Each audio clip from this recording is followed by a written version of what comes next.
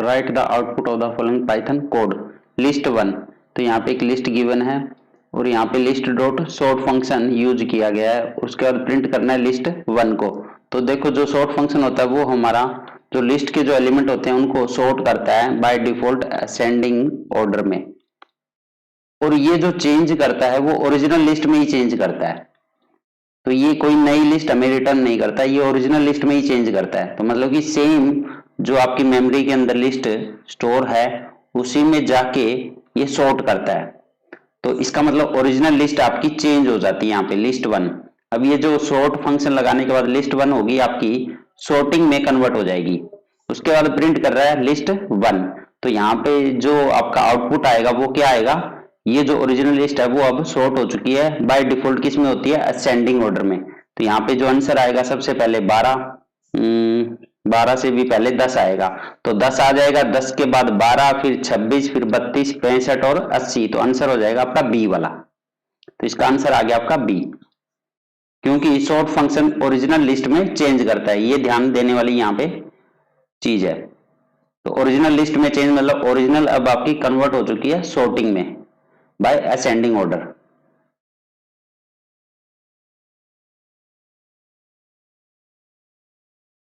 Next है right the output of the following Python code. फिर से सेम लिस्ट गिवन है।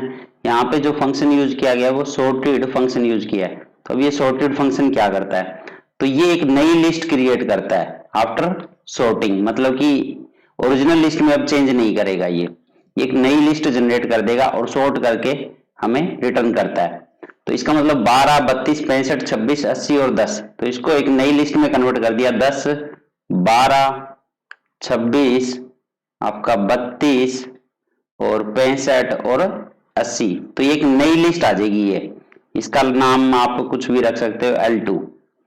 अब इसने एक नई लिस्ट में क्रिएट कर दिया इस लिस्ट को। तो ओरिजिनल में इसने कुछ भी चेंज नहीं किया, ओरिजिनल आपकी सेम है, जो मेमोरी में स्टोर थी ये सेम एज इट इज है। अब उसके बाद प्रिंट कर रहा है लिस्ट वन को, तो जो कि लिस्ट वन आपकी सेम है, कुछ भी चेंज नहीं हुआ है। तो ये आपकी ओरिजिनल लिस्ट ही तो प्रिंट करेगा, 12, 32, 65, 26, 80 और 10।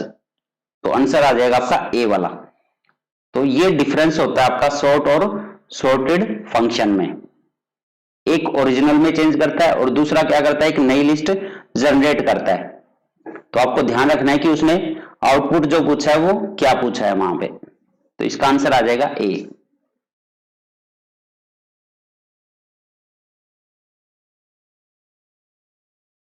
नेक्स्ट है right the output of the following Python code. My list, यहाँ पे फिर से एक लिस्ट गिवन है। माई list dot append function use किया है। तो यहाँ पे जो अपेंड फंक्शन होता है ये सिंगल एलिमेंट को ऐड करता है। तो ये सिंगल एलिमेंट ऐड करता है, वो सिंगल एलिमेंट आपका या तो इंटीजर हो सकता है या स्ट्रिंग हो सकता है या कोई एक लिस्ट हो सकती है। ठीक है, तो यहाँ पे लिस्ट गिवन है वो single element, as a single element. फिर उसके बाद माई लिस्ट डॉट एक्सटेंड, और एक्सटेंड नाम का फंक्शन यूज किया जो कि आर्गुमेंट लेता है एज ए लिस्ट। यहाँ पे लिस्ट पास की गई है क्योंकि ये आर्गुमेंट जो इसको जो वैल्यू हमें प्रोवाइड करनी होती है वो एज ए लिस्ट ही प्रोवाइड करनी होती है, जो कि ये लिस्ट यहाँ पे प्रोवाइड की गई है। अब देखो प्रिंट माई लिस्ट, तो उसके बाद दोनों ऑपरेशन होने के बाद हमें इस लिस्ट को प्रिंट करना है। तो देखो क्या करता है, माई लिस्ट डॉट अपेंड क्या करेगा, ये 50 और 60 जो है as a single element add कर देगा लिस्ट के अंदर। तो यहाँ पे लिस्ट में 10 है, 20 है, 30 है और 40 है।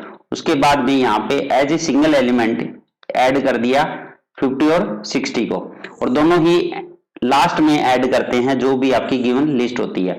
तो जैसे यहाँ पे इसने चेंजेस कर दिए ओरिजिनल लिस्ट में, और ये लिस्ट में ओरिजिनल चेंज करके रिटर्न कर देता है।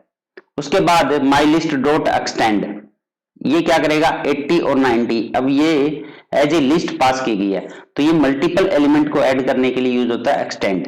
तो यहाँ पे 80 और 90 अब ये दोनों एलिमेंट ऐड हो जाएंगे। तो मल्टीपल एलिमेंट यहाँ पे हम एज ए लिस्ट प्रोवाइड करते हैं। तो अब फाइनली आपकी माई लिस्ट ये कन्वर्ट हो चुकी है, इसी को प्रिंट करना है। तो इसका आंसर क्या आ जाएगा आपका फर्स्ट वाला, 10, 20, 30, 40, 50, 60, 80 और 90।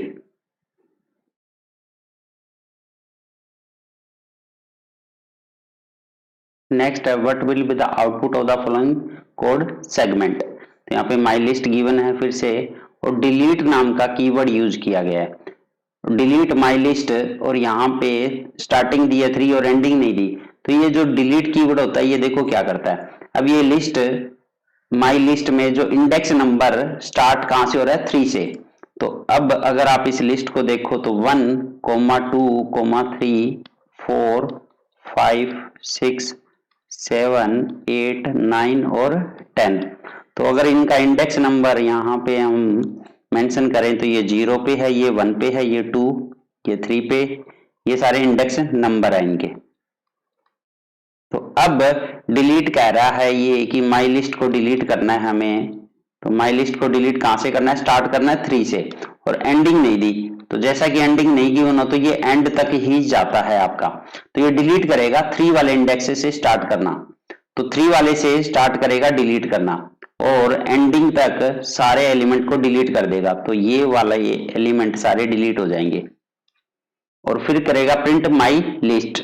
तो अब आपका एलिमेंट क्या बचे, 1, 2 और 3। तो आंसर क्या आ जाएगा आपका, बी वाला।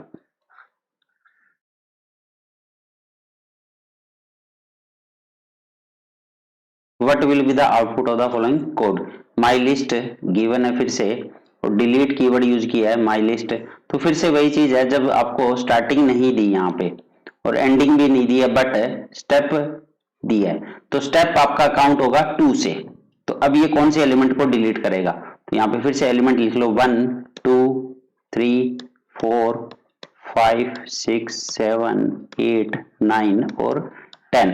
तो कहां से स्टार्ट करेगा डिलीट करना, ये स्टार्टिंग वाले से, और एंडिंग तक जाएगा। तो स्टार्ट से डिलीट करना इसने स्टार्ट किया, और हर बार इंक्रीमेंट करेगा बाय 2।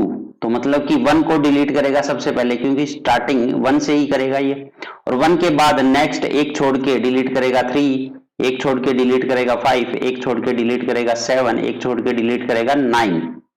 तो ये एलिमेंट आपके डिलीट हो चुके हैं। तो बचे क्या, 2, 4, 6, 8 और 10। ये अब आपकी लिस्ट प्रिंट कर देगा। तो ये मैच कर लो, 2, 4, 6, 8, 10। आपका आंसर आ रहा है डी वाला।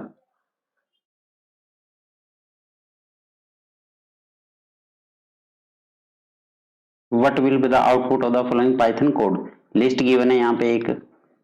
अब l dot pop into l dot pop 0, तो यहाँ पे पॉप फंक्शन यूज किया गया है। तो ये पॉप फंक्शन क्या करता है, तो यहाँ पे हम इंडेक्स प्रोवाइड करते हैं, ठीक है। इसमें वैल्यू जो पास करते हैं इंडेक्स नंबर। अगर इंडेक्स नंबर आपका मेंशन ना हो तो बाय डिफॉल्ट ये लास्ट एलिमेंट को डिलीट करता है। तो एक्चुअल में ये डिलीट करके उसकी वैल्यू को रिटर्न करता है हमें, ठीक है। उस पर्टिकुलर इंडेक्स पे जो वैल्यू होती है उसको रिटर्न करता है पॉप मेथड। तो यहाँ पे क्या दिया जाता है, इंडेक्स। तो जैसा कि यहाँ पे l डॉट पॉप, और यहाँ अंदर एक फिर से फंक्शन यूज किया सेम l डॉट पॉप 0। तो ये l डॉट पॉप 0 हमें क्या करेगा, 0 इंडेक्स पे जो एलिमेंट है उसको डिलीट करके रिटर्न कर देगा। तो अब देखो लिस्ट जो है आपकी ये 1, 2, 3, 4, 5, 6, 7, 8, 9 और 10। तो जैसे l डॉट पॉप 0, तो मतलब कि 0 इंडेक्स पे 1 है आपका, 1 को डिलीट कर दिया। तो 1 को डिलीट करके अब जो लिस्ट है आपकी किस में कन्वर्ट हो जाएगी, अब यही लिस्ट सेम, क्योंकि ओरिजिनल लिस्ट में चेंज करता है ये। तो ये लिस्ट अब आपकी 1 वाला एलिमेंट आपका डिलीट हो चुका है, 0 इंडेक्स पे 1 है और 1 इसने रिटर्न कर दिया। तो l डॉट पॉप 0 ने क्या रिटर्न किया, 1। अब लिस्ट में क्या चेंज हो गया, अब 2, 3, 4, 5, 6, 7, 8, 9 और 10। अब आपकी ये लिस्ट हो चुकी है ये वाली। अब इसका 0 इंडेक्स ये है, ये 1 है, ये 2 है, ये 3 है। इस तरह से ये इंडेक्सिंग आपकी यूज होगी। अब इसने 1 रिटर्न किया, तो अब बाहर जो था l डॉट पॉप 0, जो पॉप 1 हो गया ना ये, क्योंकि 1 इसने रिटर्न किया। तो l डॉट पॉप 1, अब 1 इंडेक्स पे जो एलिमेंट है उसको डिलीट कर देगा ये। तो 1 पे कौन है, अब 3 है, तो 3 वैल्यू रिटर्न कर देगा ये, और ओरिजिनल वैल्यू ओरिजिनल लिस्ट में चेंज करेगा। तो इसका मतलब अब जो लिस्ट आपकी आएगी वो क्या आएगी, 3 एलिमेंट आपका डिलीट हो चुका है, 3 के बाद आएगा फिर 4, 2 के बाद जस्ट आएगा 4, 5, 6, 7, 8, 9 और 10। अब ये आपकी फाइनल लिस्ट है आफ्टर डिलीटिंग, और इसको प्रिंट करना है, प्रिंट एल। तो एल को प्रिंट करना है, तो ये आपका एलिमेंट आ गए 2 4 5 6 7 8 9 10, तो ये आंसर आ गया आपका ए वाला। तो काफी अच्छा क्वेश्चन था ये, और ये ऐसा ही क्वेश्चन केवीएस में पूछा भी गया था अभी।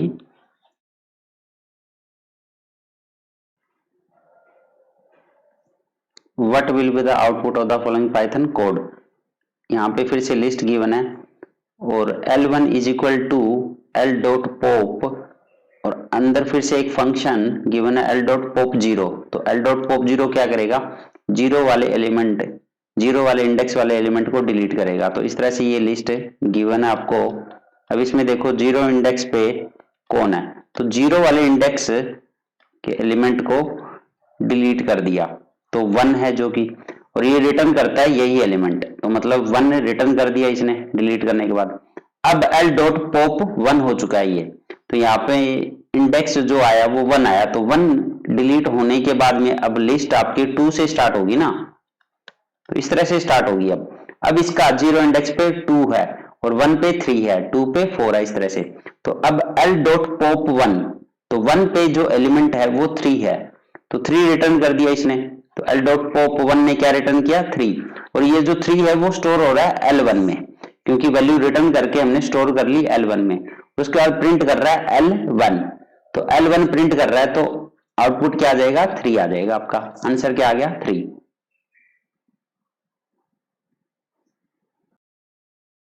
Which of the following search for an element in a list and return its index। तो लिस्ट में आपको बताना है कौन सा फंक्शन पर्टिकुलर एलिमेंट को सर्च करेगा और उसका इंडेक्स नंबर हमें रिटर्न कर देगा। तो देखो सर्च नाम का कोई फंक्शन ऐसा लिस्ट में यूज नहीं होता है, इज सर्च ये भी यूज नहीं होता। अब अगर फाइंड और इंडेक्स की बात करो, तो जो फाइंड नाम का फंक्शन होता है ये स्ट्रिंग में यूज करते हैं हम, ये स्ट्रिंग में यूज होता है, तो ये लिस्ट में यूज नहीं होता, बट इसको लिस्ट में यूज नहीं करते हम। तो फाइंड नाम का फंक्शन आपका लिस्ट में नहीं होता है, तो इसका मतलब जो इंडेक्स होता है, इंडेक्स नाम का फंक्शन आपका लिस्ट में होता है। तो इंडेक्स आपका लिस्ट में भी होता है और इंडेक्स आपका स्ट्रिंग में भी होता है, तो इसलिए इसका आंसर क्या आ जाएगा, सी वाला इंडेक्स। तो इसमें कंफ्यूज नहीं होना है कि फाइंड आपका क्यों नहीं होता, तो फाइंड आपका स्ट्रिंग में यूज होता है, लिस्ट में ये यूज नहीं करते हम। तो आपका जो स्ट्रिंग में है आपका फाइंड भी होता है, और आपका इंडेक्स मेथड भी यूज होता है। ये दोनों किस में यूज होते हैं, स्ट्रिंग में, याद रखना। बट जब हम लिस्ट की बात करते हैं तो लिस्ट के अंदर सिर्फ आपका इंडेक्स मेथड यूज होता है लिस्ट में, तो इसका आंसर आ जाएगा इंडेक्स।